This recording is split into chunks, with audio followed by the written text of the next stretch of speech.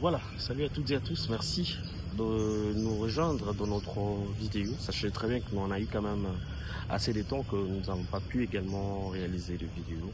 C'est pourquoi aujourd'hui nous sommes venus justement pour échanger ensemble avec vous sur plusieurs questions en ce qui concerne également le sport en République démocratique du Congo. Mais précisément aujourd'hui nous allons bien sûr marquer sur cette question en ce qui concerne l'Assemblée générale ordinaire de la Confédération africaine de football qui s'est tenue à Kinshasa le 6 octobre dernier. Comme vous le savez très bien, la RDC était la capitale du football sur le continent. C'est-à-dire il fallait justement débattre sur les questions du football africain, l'avenir bien sûr de ce football qui promet également beaucoup de choses un peu plus importantes parce que on ne s'y attendait pas que les choses pourraient bien sûr aller dans ce sens. L'organisation était vraiment parfaite.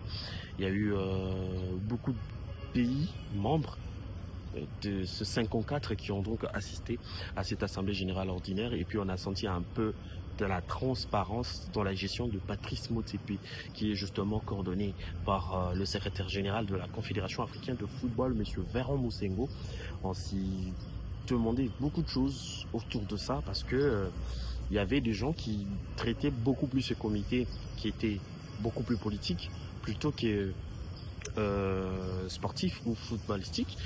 C'est vraiment, nous avons quand même compris que ce monsieur a vraiment cette envie-là de bien vouloir développer le football sur les continents. Vous savez très bien, à l'époque, Issaïatou ou bien Damad, on savait où on voyait, on attendait des détournements. Il y avait pas une gestion opaque pour ce monsieur, mais quand même avec l'actuel président de la CAF, il n'y a pas assez de bavure financière dans cette instance continentale qui gère le football. Donc quand même on sent qu'il y a de la transparence, il y a aujourd'hui de l'opacité en ce qui concerne la gestion du football et du finance de football dans notre continent. Aujourd'hui, laisse-moi un peu vous parler de ce que nous avons quand même vécu hier, parce qu'il y a beaucoup de spéculations en ce qui concerne le journaliste français Romain Molina qui tout le temps veut ternir un peu l'image du football sur le continent. Qu'est-ce qui s'est passé? Il y a le président de la République, chef de l'État, qui est justement un amoureux du sport, un amoureux du football de la République démocratique du Congo et sur le continent. Vous le savez très bien qu'il travaille aussi avec le Paris Saint-Germain comme étant donateur.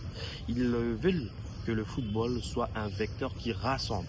Vous le savez très bien, le football est apolitique. Le football n'est pas synonyme de la politique, ne met pas en collision justement les acteurs qui vivent de la politique. Vous voyez, donc c'est vraiment un vecteur de développement. C'est